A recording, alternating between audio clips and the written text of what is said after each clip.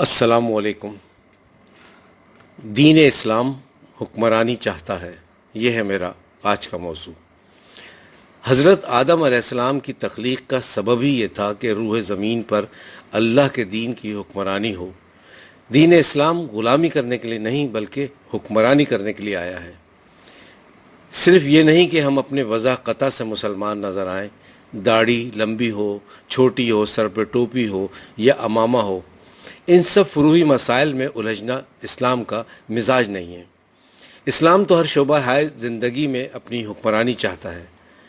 اس لیے اللہ نے جتنے بھی پیغمبر بھیجے، ان سب کا مقصد ایک ہی تھا کہ اللہ کے حکم اور اس کے دین کو نافذ العمل کیا جائے اور لوگوں کو کتاب اللہ کے ذریعے دین کی سمجھ عطا کی جائے اور ان کو اللہ کے دین کی طرف بلایا جائے، کیونکہ اسلام ایک مکمل نظام حیات ہے اور زندگی گزارنے کا طریقہ ہے۔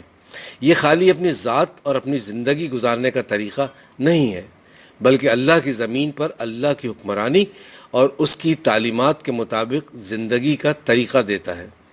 اور اس کے لیے اس نے اپنے انبیاء کو بھی یہ بات باور کرائی کہ اگر آپ نے ہماری تعلیمات کو پہنچانے میں کوئی بھی غفلت برتی تو ہم اس پر آپ کی بھی گرفت کر سکتے ہیں۔ لہٰذا اس پیغام کو سمجھنے کے لیے قرآن کو سمجھنا بہت ضروری ہے۔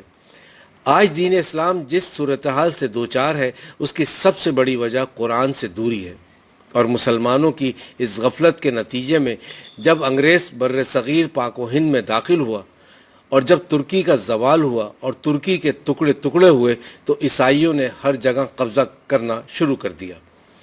یہ لوگ کیونکہ بڑے عیار اور مکار تھے، انہوں نے کمال ہوشیاری کے ساتھ پوری دنیا پر طرز حکمرانی کرنے کے لیے ایک طرز زندگی کو بھی مرتب کیا، اور پھر ان سب میں ان لوگوں کے لیے ایسی دلچسپیاں رکھیں کہ لوگ خود اپنے دین سے دستبردار ہوتے چلے گئے۔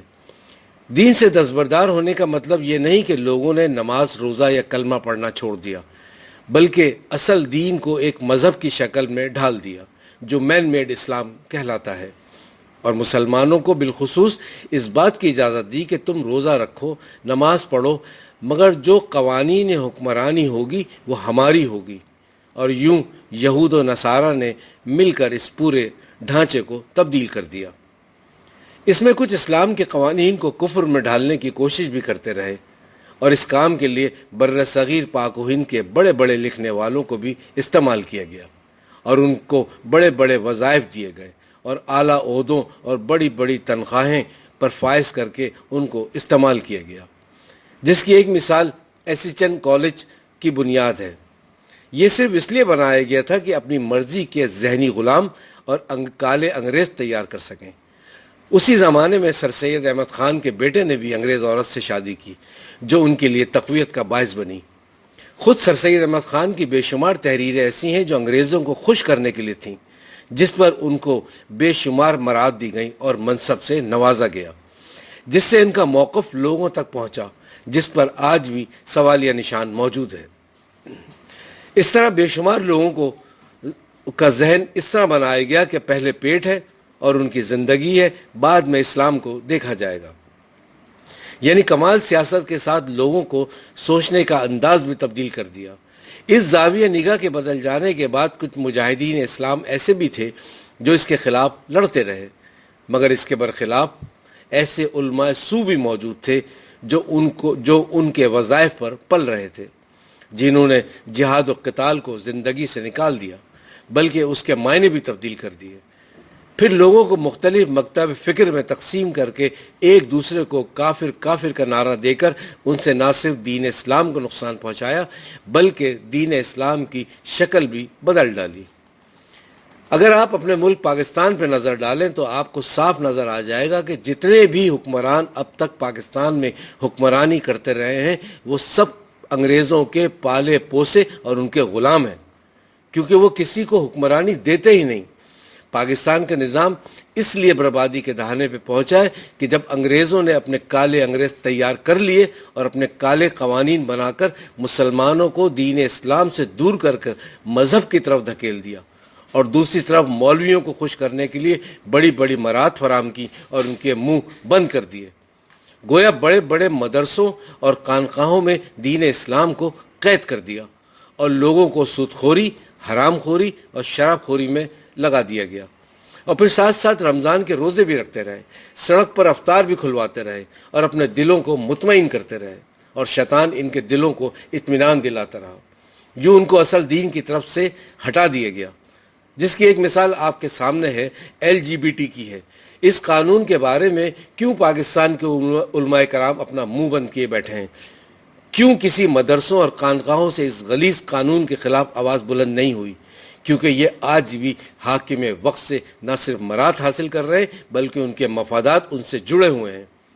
یہ بڑے بڑے مدرسے آخر ایسے ہی تو نہیں چل رہے؟ کیا وجہ ہے کہ غزہ میں ہونے والے مظالم پر یہ خاموش بیٹھے ہیں؟ کیا ہمیں فکر آخرت نہیں؟ یاد رکھیں، انسان کبھی بھی نیک اور صالح نہیں بن سکتا جب تک اس کو فکر آخرت نہیں ہو۔ اللہ تعالیٰ کا ارشاد ہے کہ میں انسان کو وہاں سے رزق دیتا ہوں جہاں سے وہ گما بھی نہیں کر سکتا۔ اس طرح شیطان بھی بندے کو وہاں سے پکڑتا ہے جہاں سے انسان کو پتہ بھی نہیں چلتا۔ مولوی کا شیطان مولوی ہوتا ہے، وکیل کا شیطان وکیل ہوتا ہے، اور سب لوگ اپنی دنیاوی زندگی گزارنے میں مصروف ہو جاتے ہیں، کیونکہ مسلمان یہ بھول گیا ہے کہ اس کی ڈیوٹی کیا ہے، اس کو کس مقصد کے لیے دنیا میں بھیجا گیا ہے۔ ہم بس یہ چاہتے ہیں کہ کشکول لے کر دنیا بھر میں گھومتے رہیں اور بھیک مانگتے رہیں، جبکہ اللہ رب العزت نے اس سرزمین پاکستان کو بے شمار نعمتوں سے نوازا ہے، مگر ہم میں نہ شرافت ہے، نہ انکساری ہے، نہ شرم ہے، نہ دین کا شعور ہے، اور سارے حکمران لالچی اور خود غرض ہیں۔ دوسری طرف بڑے بڑے مفتی اعظم، مفکر اسلام، جن کی دال روٹی حاکم وقت سے چل رہی ہے، وہ جہاد و قتال کا سبق بھول چکے ہیں۔ ان کے ہاتھوں سے تلوار لے کر تسبیح پکڑا دی گئی ہے، اور ان کے مدرسوں اور خانقاہوں میں بٹھا کر ان سے اللہ اللہ کا ورد کرواتے رہتے ہیں۔ بس یہی دین ہے۔ نہ ان کو سورہ نساء نہ سورہ تحریم کی وہ آیت یاد ہے کہ جب بچے اور عورتیں مدد کے لیے پکارے تو قرآن کیا حکم دیتا ہے، جس میں اللہ یہ واضح حکم دیتا ہے کہ آپ ظالموں سے جنگ کریں، مگر آج کے مولوی اپنے مدرسوں میں بیٹھ کر صرف دعائیں کر رہے ہیں، اور برملا یہ کہتے ہیں کہ ہمارے پاس سب سے بڑا ہتھیار دعا ہے۔ اور دوسری طرف مولویوں کا ایک طبقہ ایسا ہے جو معاشرے کی کسی بھی خرابی سے اس کا کوئی لینا دینا نہیں، وہ مسجدوں میں بیٹھا غزہ کے مظلوموں کے لیے آیت کریمہ کا ورد کر رہا ہے۔ یہ وہ ٹھنڈا دین ہے جو ہمارے مولوی پیش کر رہے ہیں، اور شیطان ان کے قلب کو اطمینان بھی دلاتا ہے کہ تم نے اپنا فرض پورا کر دیا۔ یہی ہماری تباہی کا باعث ہے، ہم خود اس کے ذمہ دار ہیں۔ لہٰذا ہمیں یہ بات سمجھنی ہوگی کہ اللہ کی سرزمین پر صرف اللہ کا قانون ہوگا، کیونکہ ہماری جنگ اس طاغوت سے ہے جو اللہ نے پہلے ہی دن حضرت ابراہیم علیہ السلام کے سامنے لا کر کھڑا کیا تھا، جس کا نام تھا شیطان۔ اس نے زمین پر جو بھی شر پھیلایا اور جو پھیلا رہا ہے وہ اللہ کی اجازت سے پھیلا رہا ہے۔ پھر اللہ نے یہ بھی فرمایا کہ میرے نیک بندے کبھی نہیں بھٹکیں گے۔